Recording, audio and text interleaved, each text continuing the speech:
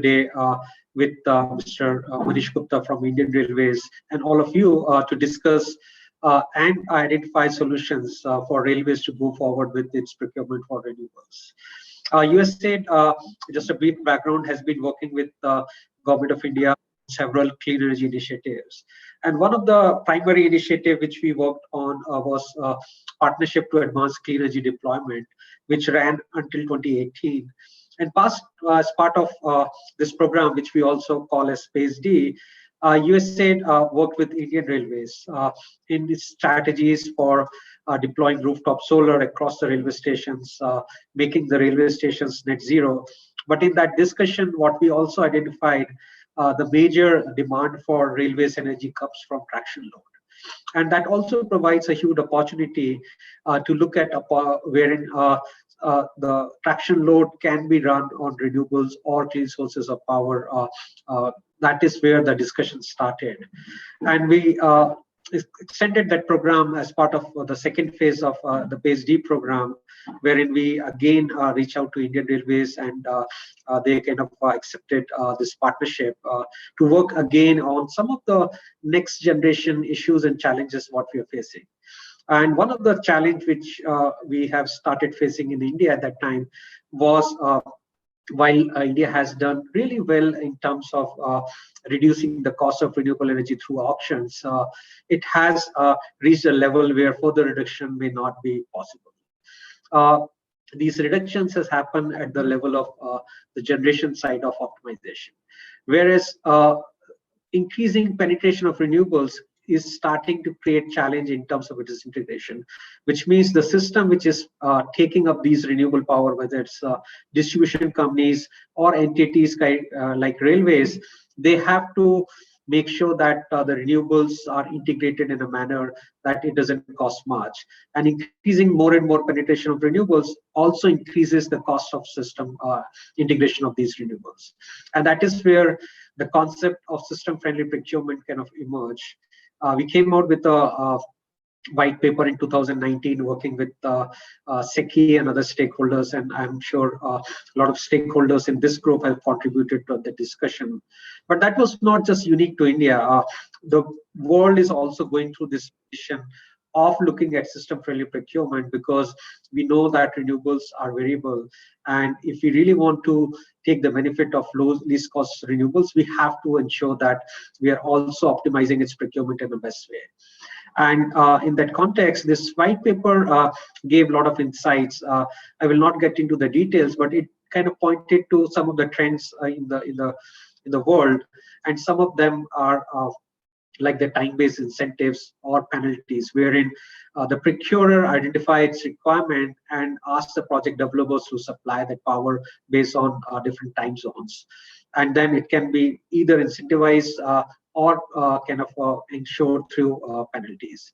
The other trend which we saw was looking at more and more hybrid system, whether the virtual hybrids or the physical hybrid systems. And the last one is look into the locational signal, where identifying the best sites or the sites which have the best interconnection can be developed to ensure that the system costs are least. India has done pretty well in terms of starting with RE hybrids, although the initial intention of RE hybrids was to really focus more on optimizing the transmission, wherein you are trying to utilize the existing transmission facility or the land available for solar or wind projects and see that we can use that to the maximum extent. But now more and more focus has come towards system friendly attributes, and that is where the RTC tenders have emerged. In that context, we work extensively with REMCL, and thanks for their cooperation and support in terms of sharing the information.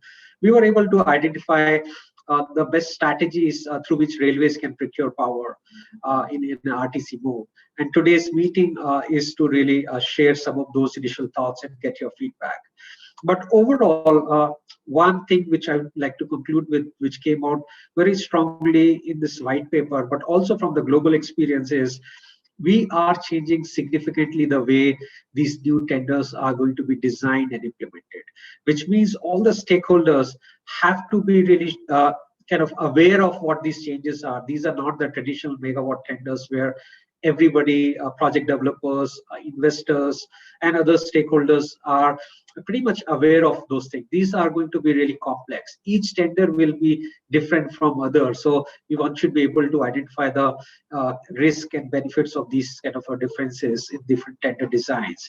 And that is where engagement with the stakeholders early in the design of the tenders is becoming very essential. And today's meeting is to really get that feedback.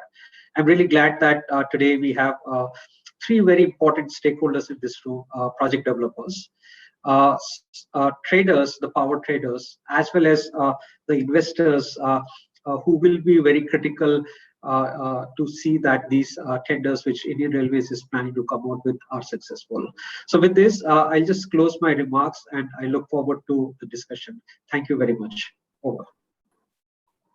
Thank you, Anurag, for introducing the topic and sharing a brief about BST program also. Now I request Mr. Manish Gupta to present on Indian Railways energy scenario and potential for RTC power procurement. Sir, I'm just sharing the PPT.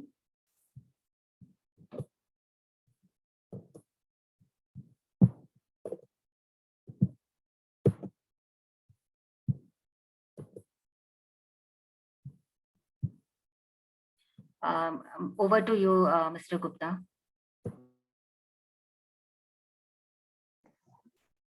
I think Pradyut.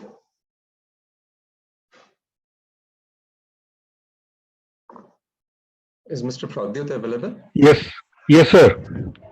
I think you can take it forward. Sanjay? Yes. Sanjay? Sanjay, Sanjay? he's there. Yes, sir.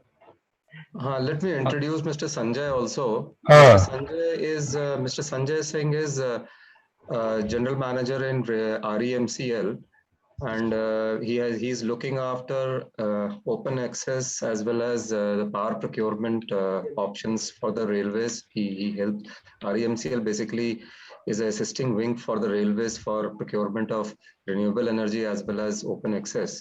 So I'll request Mr. Pradyut and Mr. Sanjay to just take this discussion forward. Over to Mr. Sanjay. Yes, sir. Thank you.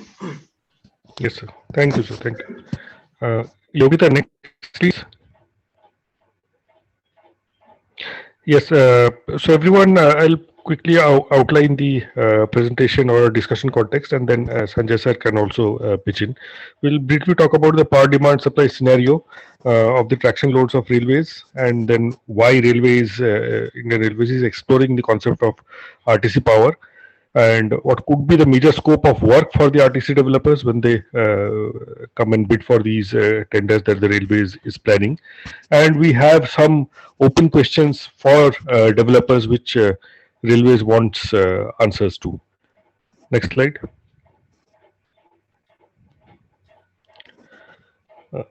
Sanjay sir, would you like to quickly capture this overall, or?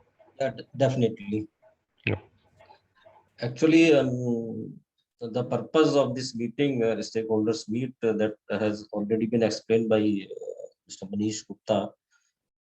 Indian Railways aiming for carbon neutrality by 2030, and presently we are procuring traction power through open access in 13 states, and we plan to proliferate in other states also.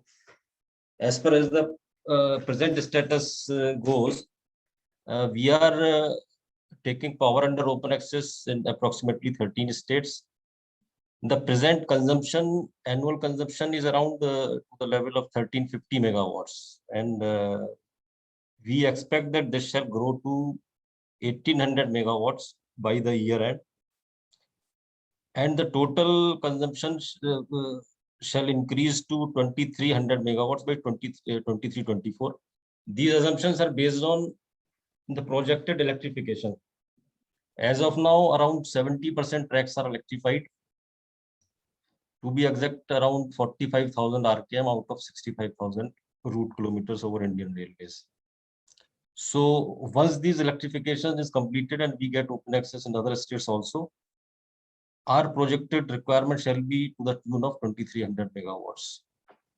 And as per the present power portfolio, out of 1350 megawatts, 819 megawatts we are getting from BRBCL, and BRBCL is a basically JV between Indian Railways and NTPC. And we have a PPA for 25 years with BRBCL. Apart from it, we have 540 megawatt allocation from Ministry of Power. And we have a PPA of 40 megawatts with GITPL. This RGPPL is going to expire in March 22, and this GITPL PPA shall be expiring in June 21. So as a long-term strategy, we are planning to procure our power requirement from renewables. And apart from these thermal PPAs, we also have we are also taking 76 megawatt from our own wind plants and solar power plants. That is 50 megawatt to Bhilai and 400 megawatt from RUMS. And we are also planning about 1 gigawatt solar plants on our own land. I think next slide.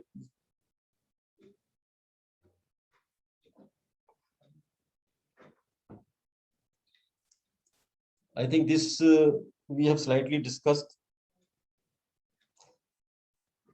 Actually, the background of this meeting is the solar tenders that we had planned have not been successful. So as a long-term strategy, we are planning to go for round-the-clock power, renewable power through round-the-clock mode. And as you all know, the Ministry of Power has issued certain guidelines regarding RTC procurement. However, no tender has yet been issued apart from the SECI one, and all finalized.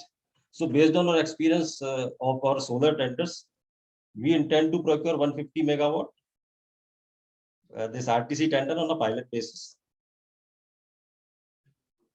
The aim is to replace the expiring PPAs as well as to meet the projected demand. Next slide, please.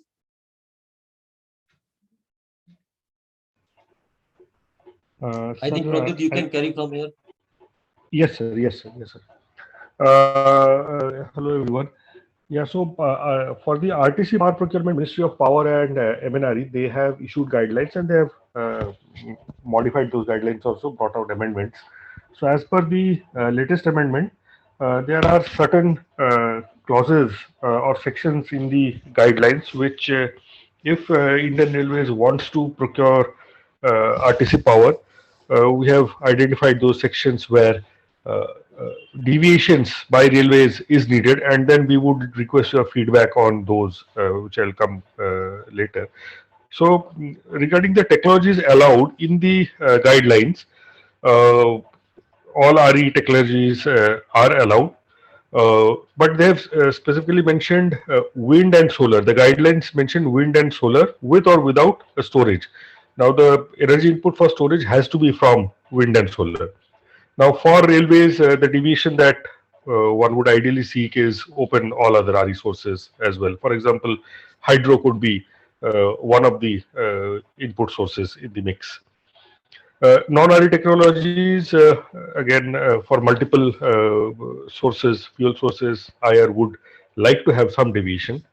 Next slide, Yogita, please.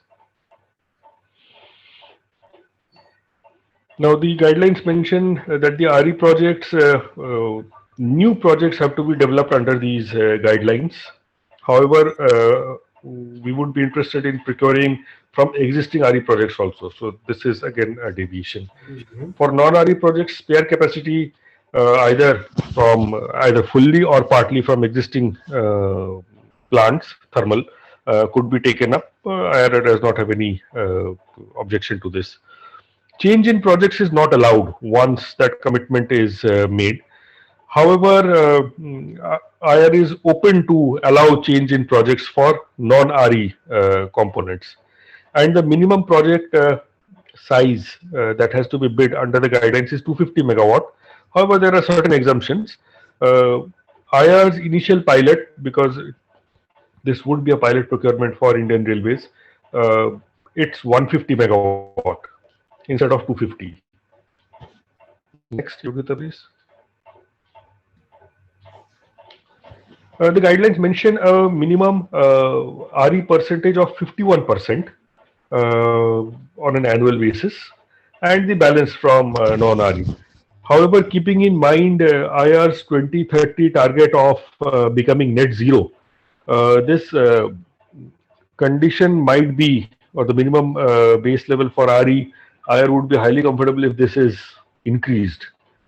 Otherwise, a lot of thermal power would by default get included in the system, making the net zero target be more challenging. So that's one of the deviations that IR wants to have. And capacity availability 85% is what's mentioned in the guidelines on an annual basis, both for peak hours as well on an annual basis. So IR is okay with this. Delivery points, it does not matter because they could be located anywhere in the country, and IR does not have any problem on that.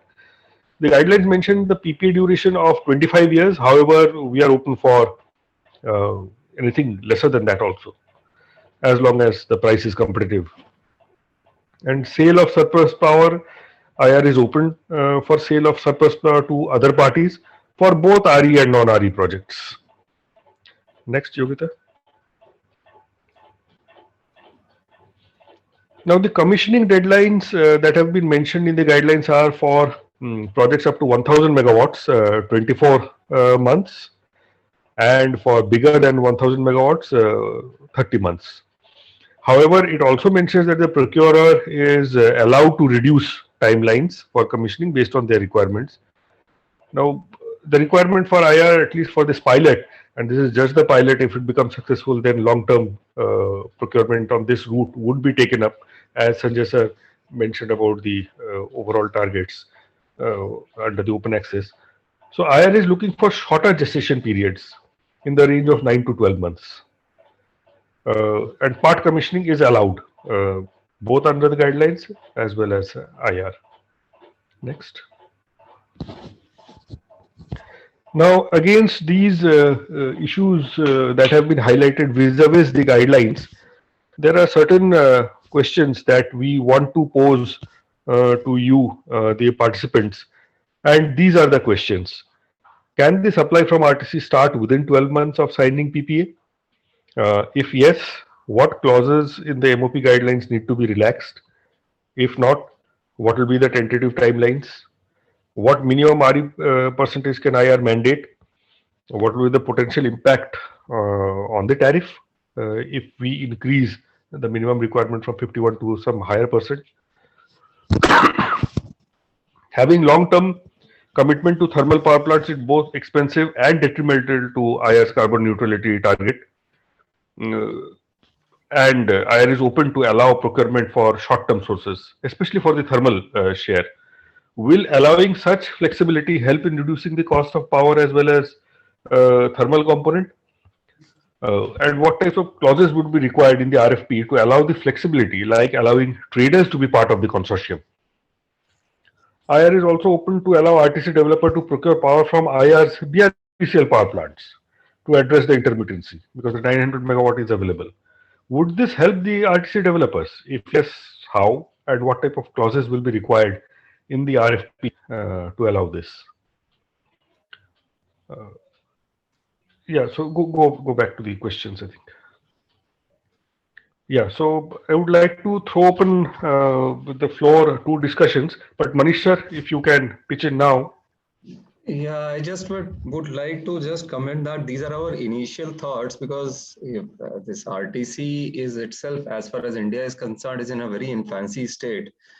So these were our initial thoughts on the broad guidelines which had been issued, which would be basically helping railways in achieving its net carbon neutral aim. So these are not anything which we are very sticky about, but at the same time, this is what we have thought that might help us. But definitely we would like to know the views, because it is ultimately somebody who has to supply should be comfortable in in all these requirements. And we would like, that is why we have called this meeting, that we can know your thoughts and then accordingly tailor our requirements and take it forward.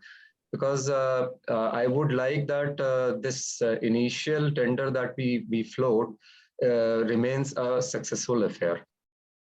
We would be definitely like to listen to you more than what we have spoken. Thank you.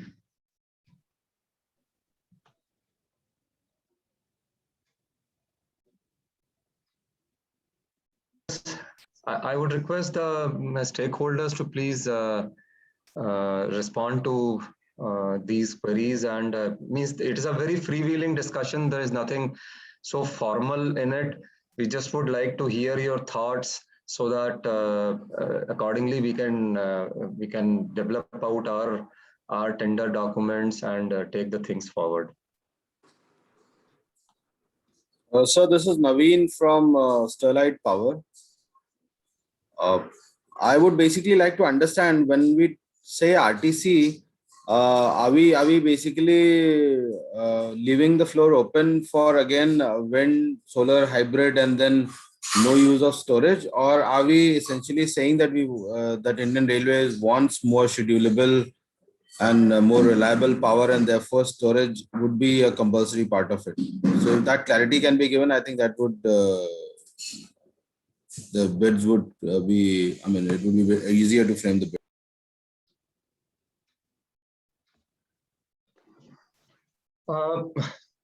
I suppose we do not have any such basic, see, even what we can to start with, we can even think of going for a base load type of affair also. As has been mentioned, I think this 85% availability, would it be possible to achieve or not? Yes, it can be achieved. Yeah, So, it can be achieved. see, we So are just not one very, question.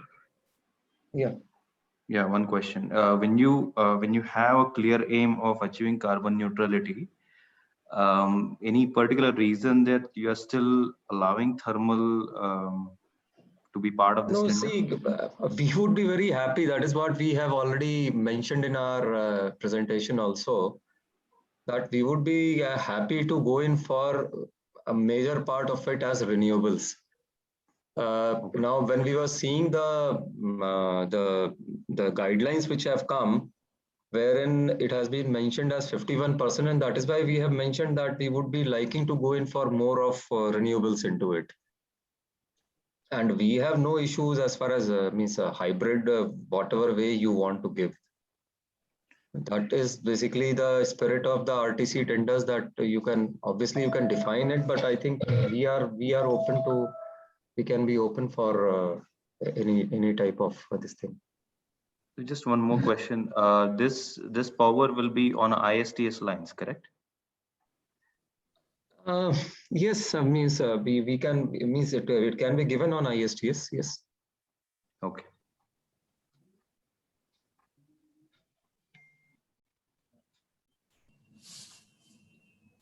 Yes, Mr. Mahali, you are raising your hand.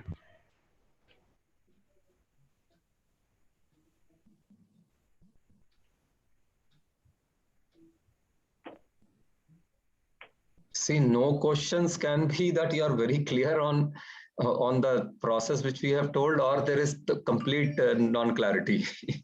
I have a clarification, sir. My name is Shashank. I am from ReNew Power. The supply of RTC to start within 12 months of signing PPA, so that's something I don't think would be doable, especially if somebody who is setting up a new project. And given that it's an RTC tender, the project would have to be heavily customized to meet these requirements, whether it's wind hybrid or solar wind hybrid, or it's got storage, or it's got some other components attached to it. So we would request that the standard guidelines of 18 to 24 months, in fact 24 months, be kept as it is for this tender fee. See, because our initial tender that we are thinking of was for a very small quantity. So that is why we were looking for, if somebody from the from some spare capacities, because it's basically that experience, initial experience that we wanted to have as far as RTC is concerned. And we were thinking that if it is possible, that means it again, it's something that if it is possible, that if somebody has spare capacities and they can, and because the requirement as such is not very huge that we would be going in for, although later when we go in for those large requirements, obviously somebody will have to develop those renewable energy sources. So at that point of time, yes, what you are telling, we take it. We can even go now also if there are no such spare capacities available. But if they are somewhere available with some developers, then we would like to get that thing to be done in a quicker time, so that we can get that experience of RTC and then tailor our future tenders accordingly and based on this experience. So that was the basic aim that we were initially intending, that if we can get it in a slightly earlier time. That was the basic idea on although means if there are developers available, we'll be very happy doing that. If people are not there with that availability, then obviously we'll have to go with the higher periods. Just to add what Mr. Gupta had said, to add that point, that many of the DISCOMs currently have a lot of surplus power available during the daytime. And in the night time, their plant load, their thermal machines are running on a low PLF. So that means by running their thermal machines at a higher PLF and utilizing the day, the surplus renewable that is available, probably it should be possible. For example, we talked in Karnataka, we talked in Assam, we talked in Jharkhand and Punjab, and they have a lot of surplus power available. So through them also, this can be 100 megawatt can also be managed. So this thought of having a shorter period emerged from those ground realities also. Hi sir, Ankit this side from Vector Green. I just want to have clarity, like you mentioned about the excess capacity available with multiple state, but that is only related to thermal power, and for even if we go for renewable that will be required to complement those thermal, then we need certain amount of time to plan this project, establish those projects, and then start supplying the power. And I don't think for a hybrid project anywhere this timeline of 12 months will be enough. So how you want to take that on a like start with the thermal power, then give us a time that okay, after 15 months or 18 months you start supplying us the solar component, and then go for the wind component, or you want from the day one you come up with all this mix up power and supply us? No, it has to come all together, but some of these states may not have, but some of these states also have a large amount of renewable energy during the day. In Tamil Nadu also, some of the wind capacity could not be absorbed into the grid. Those are from last many years. And again, we are exploring the views on this. Yes, sir. Sir, maybe I'll like to add to the question that was just being discussed. I think these are two separate requirements. One is for a short-term power supply, which is a short-term open access requirement. The other one is a long-term PPA requirement. So I think if you're looking at a supply within 2 years, I think you should separately float a tender which talks about only this requirement and nothing else. If you're looking at the developers to come up and sign a PPA with you for the next 25 years, it can basically start basis the minimum time that is required to develop a project. And therefore, I think the 24 months requirement should stay, and the intermediate requirement that is required could be satisfied through a short-term open access. There is ample amount of power, as you just discussed, available with the distribution companies, with many RE generators, which could be used with thermal generators. I think that combination, permutation combination, that could be tried for the short-term open access contract. So just to add one point there, I mean, yes, there will be many renewable developers who will have a surplus capacity, but again, that will be at different locations. The whole purpose of utilizing transmission infrastructure effectively will be defeated. So what we suggest is, let's stick to 24 months timeline, and whatever extra energy you want within those timelines, maybe you can buy or you can float a separate tender to do that, but keep this certain conditions of the PPA sacrosanct, like tenure of PPA, like 25 years. Because if you go for a low, some people will bid for low depending on their depreciated assets. So that's not the intent of the RFP should be. So what we suggest is you tighten the tender in the right way, put a PPA tenure fixed, put your PLF requirement explicitly clear. When you say 85%, which time of the day you want only in a night, only in a day, or you want flexible. So you mention those, then you will get a right response. That is what our suggestion is. Okay. We see two raised hands, Ashish and Deepak. Yeah.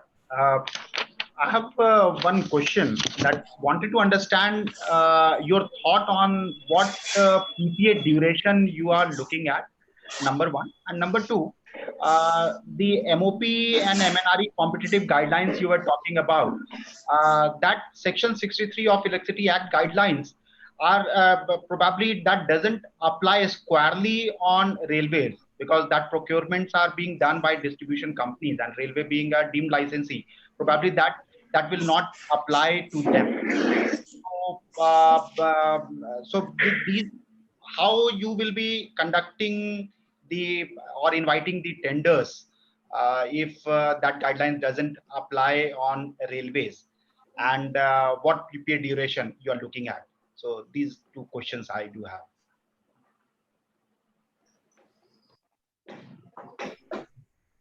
Thank you, Ashish. Can we hear from Deepak, and then, sir, you can possibly respond.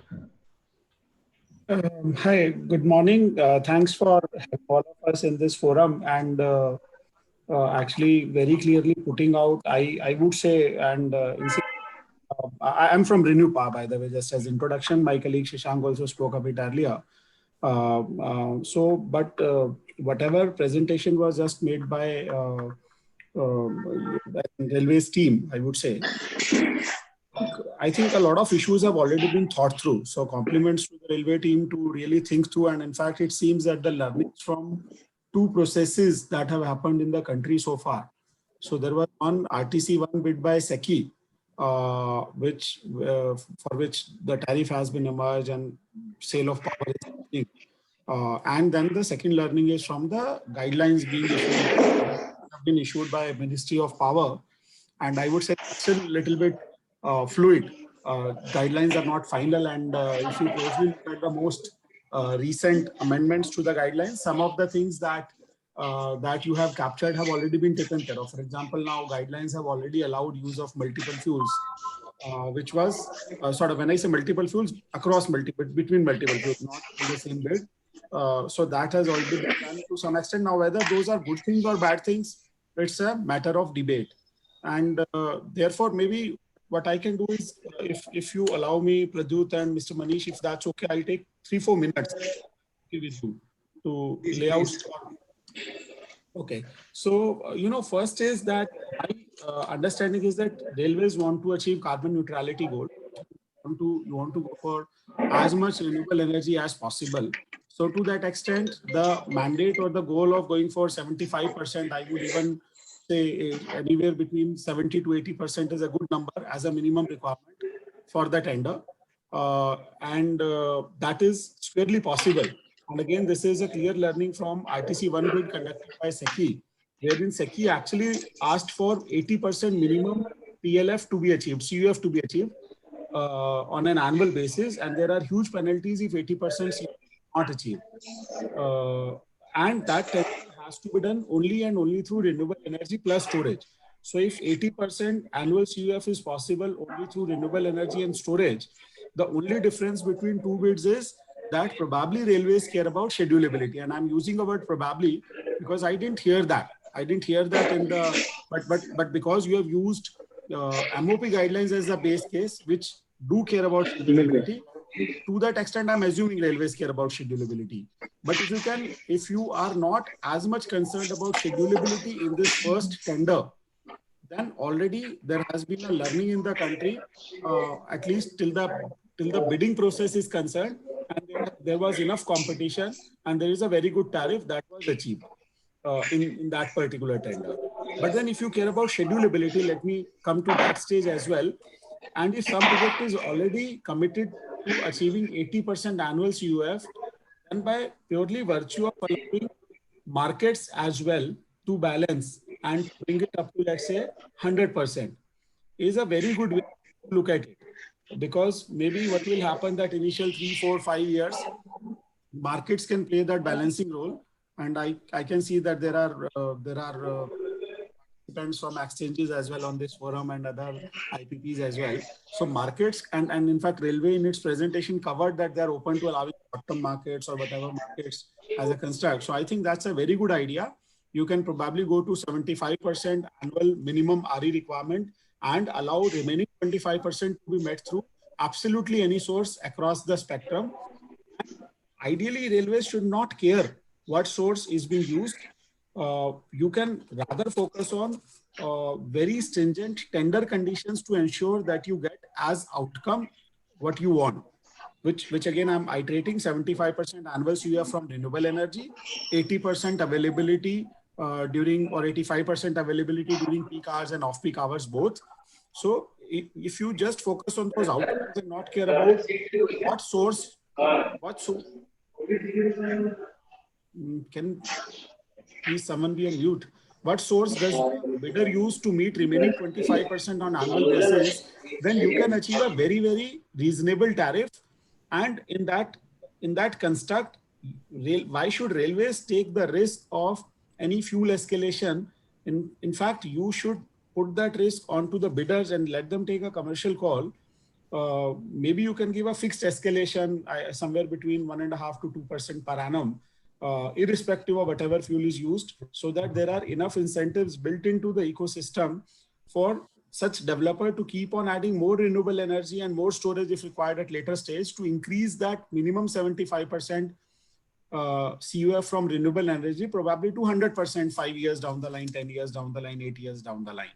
So I firmly believe that there is a bit of a marriage that needs to happen between RTC 1 bid that was conducted by SECI and RE thermal guidelines that have been issued by MOP to meet the requirement of railways.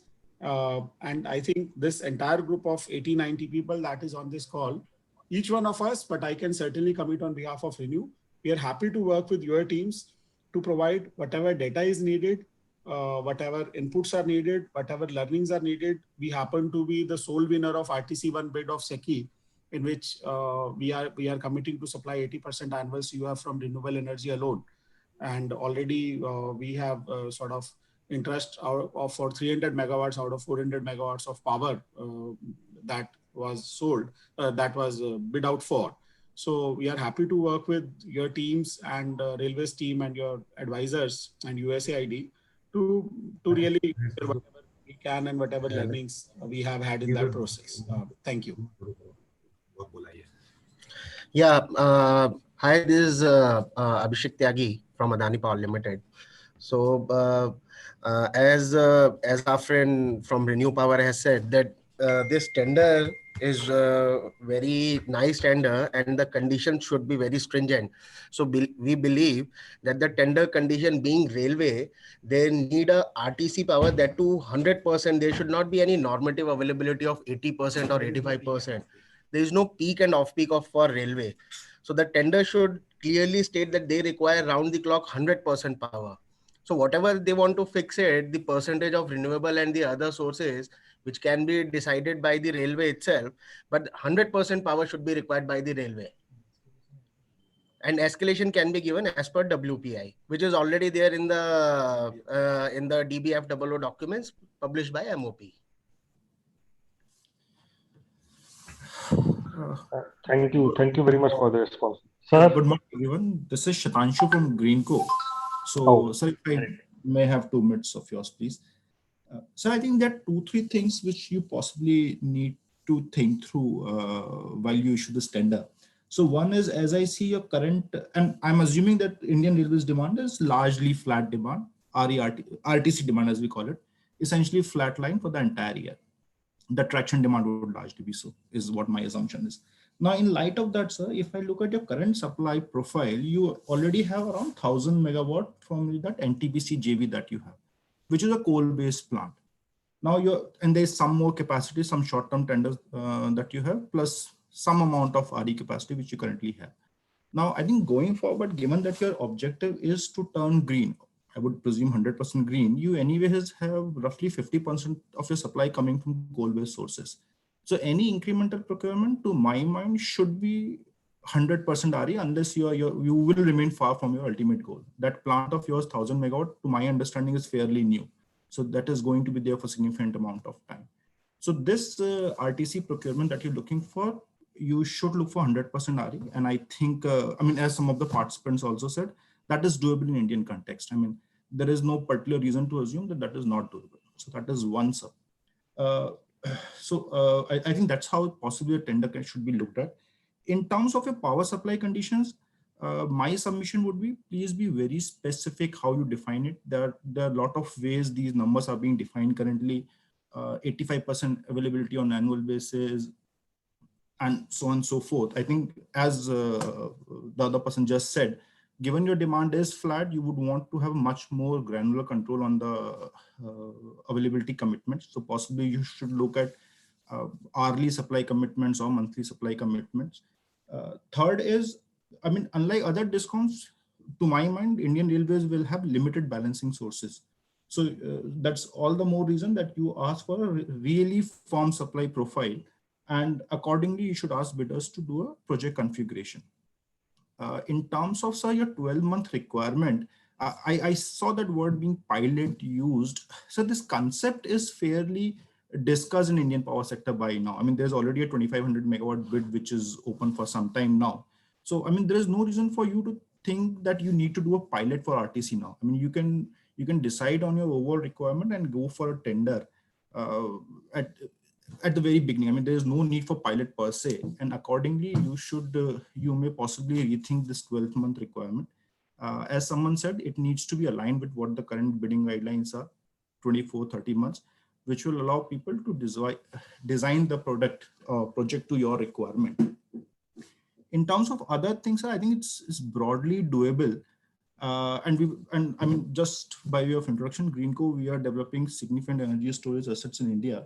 So we will be happy to share our experience on energy storage and how some of these RE-RTC tenders can be structured. In the sense, the projects can be structured. So we are happy to work with you and your advisors on this. Yeah, this is Vipul Shah from Adani Power. I fully agree with our friends from Renew and Greenco that we should quickly move for this tender. And maybe we may not need a pilot. You can, sir, even go for a complete full-blown 500 megawatt or 1 gigawatt kind of a tender. And to make things simple, I think what we should put in the tender is that the power which has to be supplied has to be 100% reliability on a round-the-clock basis. Minimum 51% should be sourced from green sources, whether it is wind, solar, or whatever it is. And the balance can come from any multiple fuel sources. For the balance 49% power, you can offer a escalation which is in line with WPI, that is good enough for everyone, whether it is a thermal or whether it is anything else. And it should be on a, I mean, then the entire risk of the fuel escalation can be taken up by the developer. And the timelines, I think 12 to 18 months timelines are fair enough even for a 500 megawatt tender.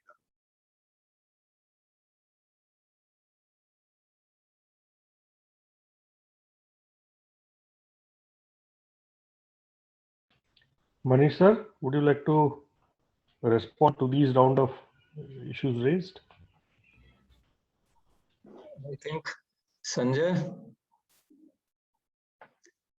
should be in a better position to respond to this.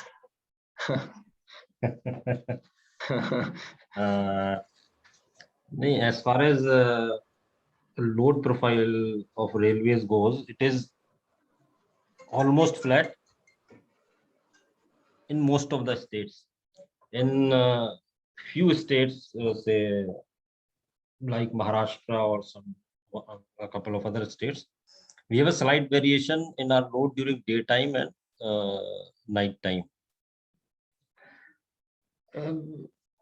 But as far as your what I was listening to all of you, actually some of you said that we should go for 100% renewable power, since we are already tied up with 800 megawatt thermal power. That is all right. We also are tied up with that PPA that will continue for another 25 years. But actually, given the load requirement of railways, that I said it is flat during day and night, managing solar power during so much solar power during daytime, and the options of getting power during night hours. Because of that, we thought of RTC will be a better proposition rather than a better solution as far as Indian Railways requirement goes.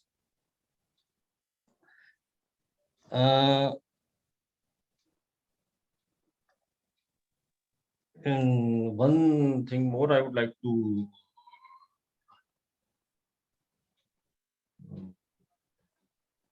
actually regarding the conditions mentioned in the guidelines are quite stringent. So we are sort of suggesting deviations from these conditions so that they are more friendly towards the generator or developer. The timelines that we have suggested to shrink, it is that means we are open to existing developers also who have already set up existing capacity, and they can tie up with some other source and provide power within a say timeline of 12 to 15 months. This is Prasad. Yeah, So I think these deviations we are suggesting to, you may suggest, this list is not exhaustive. You may have a own suggestions. We are trying to make it more friendly from your point of view. So this is Prasad from Greenco. So I think just to add what Shatanshu mentioned is, first of all, in order to meet your RE goals, you should go for complete renewable tender here. Okay, that is first part. It is very much possible to meet 24/7 through renewable. Okay, you need to build a adequate storage, and you need to mix it with the right sources. You can very well give 24/7 renewable. So that challenge does not exist. The only thing what we are suggesting is going with the existing plant. It will be a challenging because you will have multiple location, and then you are depending on a grid to balance. Okay, or that is not a right way of utilizing your own transmission assets in the country. I'm talking from the country wise, not by any developer, not by anyone. What we are suggesting, if you allow people to build a new plant dedicated to your profile, they can very well design the new plant to meet whatever profile you want. If you want a profile like Maharashtra, which has a high peak during the daytime and a lower peak during the nighttime, that's fine. That can be done. That can be easily done when you have a proper storage and proper design of the plant. So what we suggest is you ask for a new plant rather than going for some surplus capacity in some stage which is available. Yeah, it can be met, but that should not be the intent. If you want like 25 years of the plant, you should go for the new plant, where people can design to your requirement. You actually give a profile on, if you have hourly profile, you give a profile that this is a profile I want, and let people bid for it. That is what our suggestion is. Actually, we had discussed this point. The profile is not an issue. What we thought of that if we go by the bidding based on load profile, it will have, I think, implications of the tariff quoted by the bidder. And that variation in load profile is in hardly 1 or 2 states. More or less, we have a flat load profile. Like we can assign a quantum of certain megawatt to a state, and a bidder can provide, rather generator can provide power to the tune of that megawatt. During day and night time, there are slight variations in our requirement, say up to 8 to 10% that we can manage from other sources. As far as you told that we should go for 100% renewable, we already have we have given option to you provide 100% renewables. We are positive towards that in that sense, we are increasing the limit of renewable power from 51% to 75%. You can provide more than 75% also. We will be happy to take 100% renewable power. You are right, Sanjay ji, that thanks for bringing this up. That actually, if you want 100% schedulable, 100% available product, it will certainly add significantly to the cost. So Yes. you are absolutely right over there, and because a lot more storage would be required to reach that level compared to reaching a 85% schedulability level. So there has to be a good optimization between cost and requirements. So we really appreciate that. Very right. That's what we would like to hear from you. What would be the optimum bid parameters, so that we have a strike a balance between our requirements and the tariff we achieve after the bid. I mean, how much tariff implications do you have any figures here? Can you suggest any figures? So, I think none of us probably would be very comfortable sharing those figures in this larger forum, Sanjay ji. I believe that's, but again, if someone is, then they should go ahead and share with you. But as Renew, what I can share with you is the tender that was arrived in the SECI bid. The SECI bid that happened last year, and the requirement was minimum 80% CUF using only renewable energy sources. As one could imagine, one can imagine 80% CUF on annual basis is almost as good as thermal, but yes, that day-ahead schedulability part was not there, which again, my assumption is it's not as important for railway, particularly for initial few, particularly if you want to do a pilot bid of 200 to 50 megawatts. It might become important as we proceed further to say, okay, I want to place entire demand of railways with renewable energy. So in that way, the tariff that came up, that was discovered through competitive bidding, is ₹2.90 first year tariff, and with an escalation of 3% per annum for first 15 years. So to that extent, the weighted average tariff, I would not call it weighted average, levelized tariff using CERC construct comes out to ₹3.60. And CERC, mind you, is typically uses very, very low discounting factors, which are much lower than weighted average capital cost bidders. So if you use, let's say, a discounting factor of 10.5% in that range, then levelized cost of this construct is actually ₹3.40, ₹3.45 per unit. So I personally believe that's a very, very reasonable cost, assuming 80% minimum CUF and a commitment of tariff for next 25 years. So that is publicly available information, but yeah, we being the bidders, I just thought This you are talking about their solar tender or the RTC tender? Sir, RTC1 tender, sir. RTC1 tender, which has a requirement of minimum 80% CUF on annual basis. If this minimum 80% CUF is not achieved in any given year, then this 3% escalation will not be given to the bidder. So which means if this 80% CUF is not achieved, then the tariff would remain at 290 for the entire life. And if the tariff, if the CUF remains below 77.5 for more than, I think, 2 years or 3 years, then the PP also stands a risk of termination. So that means the bidder has to necessarily design the project for 80% CUF on annual basis for next 25 years. Sanjay sir, this is Prasad. Just to add what Deepak is saying, yes, the tariff is out in public. I mean, there is nothing hidden. The only caveat I will say is that was without BCD. Okay, so at that time BCD wasn't there. So don't think that this will be the tariff which will come. But what in a long run, what I would suggest again is you please come out with a profile of energy what you want, and what is the minimum maximum tolerance you have around that profile, so that it will be easier for anyone to design and bid, and you will get a competitive tariff. I mean, whether it's a storage or all, right now the storage costs are also declining, so you will get a right tariff also. What maybe we can share also during some one-on-one meeting, if you allow to have one-on-one meeting, then we can have a detailed conversation in order to design this tender rightly, so that you can achieve your goals rather than what developers can do. No, I think we should not go to nitty-gritty of the load profile. It is almost flat, and also we will be getting this power at ISTS point. So we want to keep that flexibility of diverting that power to state where the requirement is. So I mean, basically we want the suggestions to how to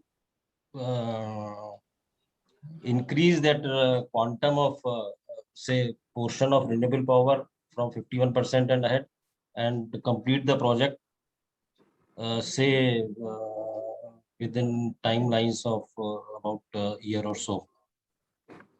Sir Sanjay ji, एक और चीज which I would like to highlight, particularly when you say timeline of 1 year or even 1.5 years or 2 years, another significant challenge is going to be availability of connectivity at ISTS itself.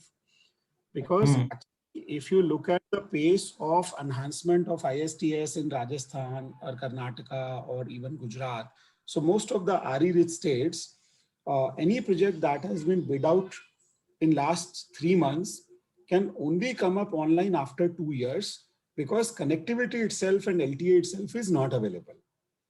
Okay, so even if you try to push the timeline on the tender part and whatever else, factory connectivity and LTA is not going to be available at least 18 to 20 months from now.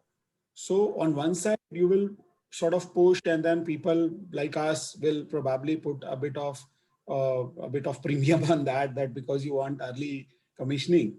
But fact remains, LTA and connectivity are not going to be available, and you can check information from CTU as well. There are hardly any substations left in the country in RE-rich areas where spare connectivity or spare LTA is available, number one. Number two, if you want to do, or if you think that there is a lot of spare renewable energy capacity available, again, that's a bit of a misnomer. Actually, to the best of my understanding, there is no spare renewable energy capacity available in the country, except maybe 10, 20, 30 megawatts, which probably had entered some open access commitments at certain point in time, and even that altogether may not even come to 200 megawatts across country.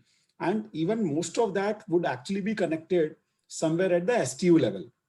I am absolutely not aware of even 1 megawatt of capacity in the country, renewable energy capacity, that is spare and is connected at the ISTS level, at the CTU level. So to that extent, while intent is very good of railways to fast track, but practically it may not be possible under any of the given constructs. Okay. Sir, if I may pitch in, Deepak and everyone from Greenco, etc. Thank you very much for your responses. I just wanted to again get a response from Ashish, because he mentioned this applicability part of the guidelines. Now, if one is tampering with the duration of commissioning, or say increasing the RE percentage, so these are deviations from the guidelines. Now, Ashish raised that issue that the guidelines might not be applicable in the first place itself. So why do we then fall back on the guidelines? Could this be a normal procurement from the market, like a normal bilateral open access procurement? Ashish, would you like to respond or a bit elaborate on this? Pradyut, actually, no, it was my question, that because my understanding is that the MNRE MOP guidelines you were talking about in your presentation, that will not squarely apply on railways, because that procurement, because your tariff is not determined by per se. I mean, your tariff is not being adopted by regulatory commission. Whatever they decide for railways, that is there in the ARR of DISCOMs. So if you are procuring as independent procurer through open access, then probably that you can take out all the best, all the good clauses of any of that guidelines, as well as the RFS issued in the past by various agencies, and then prepare your own RFS document, and then invite for stakeholder comments on that and make it a robust one. That will be, more helpful for railways to get the, desired results. So again, I repeat that my understanding is that guidelines will not squarely apply on you. So if you come out with your own set of RFS guidelines, RFS with the deviations which everyone was talking about, I think that will be acceptable by industry in general. So I want to understand whether railway or you are also of the same view, or you feel differently. No, actually, those guidelines are basically, it is mentioned in the guidelines also, they are applicable to distribution companies. Yeah, So railway is not a distribution company. Yeah, that is what my understanding is. And we are a deemed licensee, and to that extent, that is the purpose of this exercise only. Yes, so I think actually this RTC is a new concept. That's why we want to hear more from you, so that No, just those one thing guidelines that would you may be. have to, one thing you may have to take care of, that you would care about ISTS waiver. Okay. Now, for availing waiver of ISTS charges, the requirement is to procure through competitive bidding. So to that extent, anyways, IR will not procure without competitive bidding.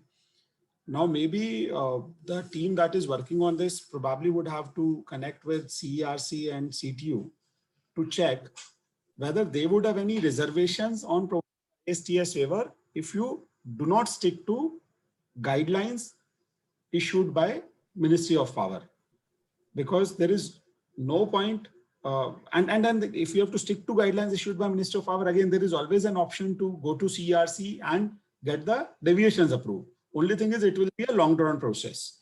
So to that extent, if CERC and CTU are fine offering ISTS waiver to railways, even if railways does not necessarily adopt MOP's guidelines, then I would agree with Ashish. Then to that extent, IR should develop its own design and should just proceed with that, which meets IR's requirement.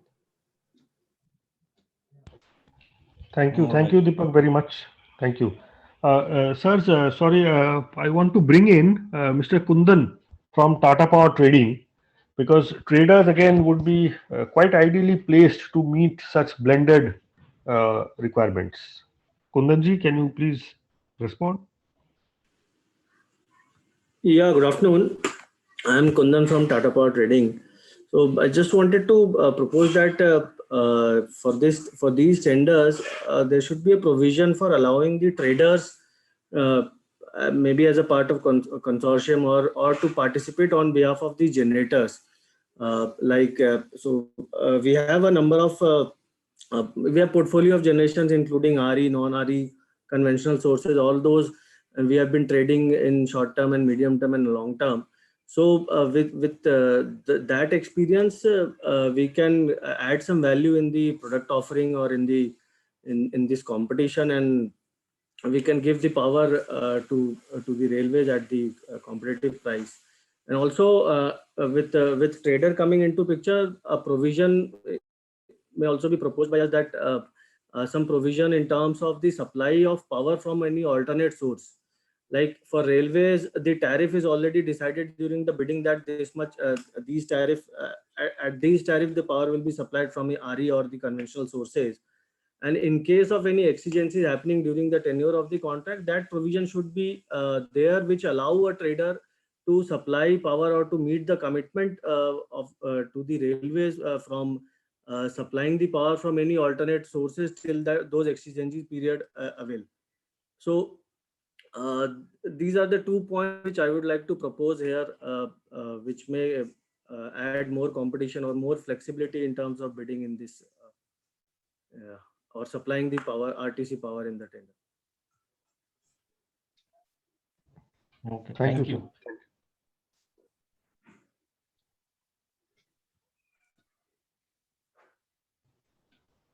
Manish sir, any response from you? Sanjay ji? I think there are few more slides to this presentation. You can proceed and then discuss. So those are the specific issues as annexures, most of which we are discussing right now. Yogita, if you can quickly go to the slide of the annexure. Yeah, so this was the capacity available and the penalties that would be there for deviation. So we may like to retain this. Next, quickly. Yeah, so again, compensation for grid unavailability beyond 135 hours. Then what happens if there is reduced offtake? So these are the various calculation mechanisms that have been given in the guidelines. Again, IR might like to retain this, no worries on that. Next. Tariff structure. There are 4-part tariff structure that has been proposed in the guidelines. One can play around with this, one can simplify this. And again, for example, the escalation. So that part also could be simplified. IR might like to retain this depending on the feedback that we get from you once we approach developing of this tender document. Next. Again, financial bid, whatever is mentioned in the guidelines, one can retain them or simplify them. Next. But yes, it would be an L1 based procurement of the blended rate. That's what we suggest. And again, these are the connectivity and issues that have been mentioned in the guidelines. At what level, whose responsibility is it? What would be the metering points? Again, we will like to retain all these because they have detailed out all these sections in the guidelines. Next. Yeah, so scheduling is the generator's responsibility, deviation settlement is again generator's responsibility, dispatch order, RE first. Yeah, so all these things they do apply, and we would like to adopt all of them in this particular tender that is coming. Next. And there are other clauses mentioned in the guidelines, for example, bid submission and evaluation. How will that happen? Payment security, etc. Force majeure events. What would be the bidding process? All these things. So we can, based on our specific requirements, the clauses more or less would probably we can draw from them, but the specific items within these clauses that might be changed. I think these clauses are more or less similar to what we have in the standard bid guidelines for MTO, etc. Or is there any difference? Or we can hear from them also. Yeah, any response from the participants on these annexures, these specific clauses? Would you like any deviation apart from what we have identified?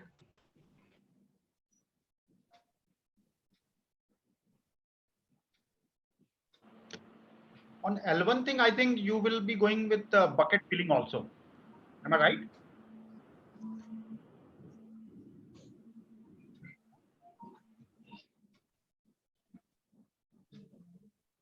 So the closed bid or it's a reverse auction?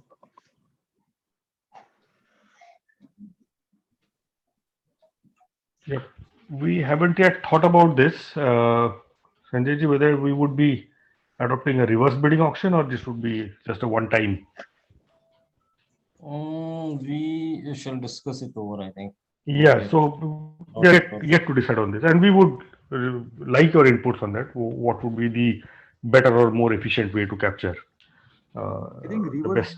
bidding auction, reverse auction is a better way of dealing with this. Okay. This is Okay. Vipul Shah from Adani Power. Yeah. So I think at this point, this is Naveen from Sterlite. I think I wanted to point out a very fundamental but a basic issue that we need to probably decide. This RTC procurement that you are thinking of, this is for the purpose of preparing yourself for an RTC power supply through RE sources at the later end. Correct? Right. Yeah, right. The intent seems to have changed to procuring the cheapest power available. So I think there is a whole lot of difference between, experimenting with what you want to achieve at, whatever current cost it would come at. It would obviously be in the same range, may not be maybe a 10 paisa or 15 paisa here and there. But I think that experience that you want of getting RTC schedulable power by 2030 only from RE sources is something that would not be achieved if the current methodology is followed, where anything cheapest available in the market is being sought for. So I think for that, there are enough number of tenders available. So then it should not be a pilot. It should directly be a tender. Yeah. Okay. Point well taken. One more issue I want to raise at this stage, and then we'll get to the closing of this meeting, and I want Manish's report on that. Railway is having this BRBCL thermal power with it. So would it be possible, how does the participants feel on whether they can use this, club this along with their offering? Would it be possible? It's just a wishful thinking.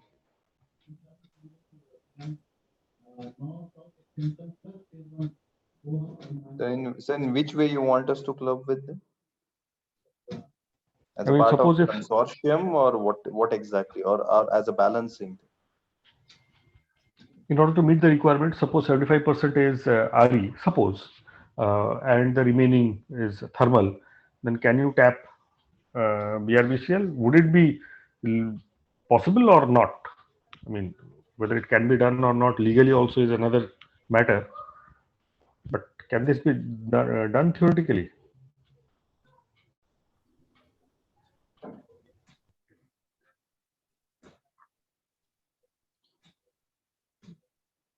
Because the BRBCL plant is a JV between railways and NTPC.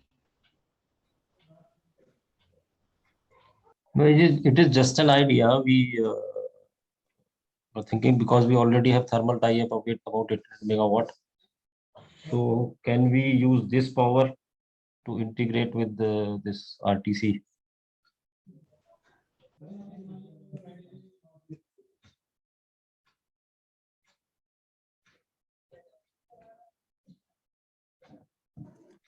So Deepak, again, this side, I'd only like to say that, I mean, for any one of us to comment on that, we will need to see more technical parameters of the project. And also contract. What flexibility does the plant have on the technical side and on the commercial side? In general, it should always be possible. But again, what are the flexibilities on both technical and commercial side? No, at least we can't comment on that without really knowing parameters of this particular asset. Okay, true. Because then your combined your weighted average bid, financial bid would also have a strong impact. Understand. Okay. Manish sir, any final comments or closure from you? Yeah, I think it has been a fruitful discussion. And at least we have had some views of the developers, and maybe that even we might need some more inputs while we are devising these documents, and we may take assistance from the developers at that stage also. But overall, yes, means some of the points which have come out have given some insights to us that how to go about for this tender and take it forward. So with this, I think, yes, we, as of now, yes, it has been an enriching session. And we look forward in future also that we would be coming back to you all with the some guidelines, some document that we prepare, and then take your views on that to take the things forward. That's it from my side. Thank you very much, sir. Thank you. Yogita, Anurag.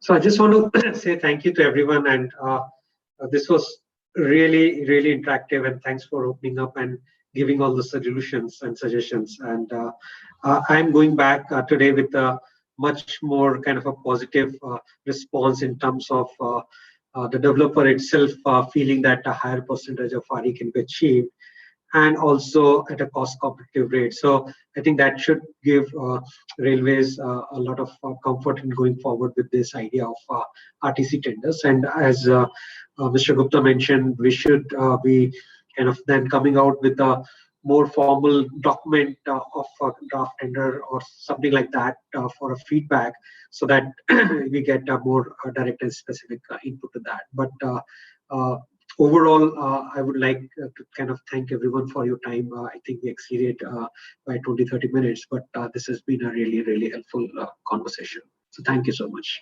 Over.